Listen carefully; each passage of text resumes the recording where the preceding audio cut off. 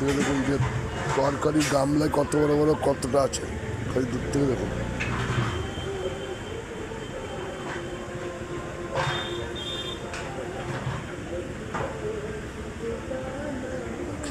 এইগুলি তো সব খিচুড়ি হবে, হয়নি খিচুড়ি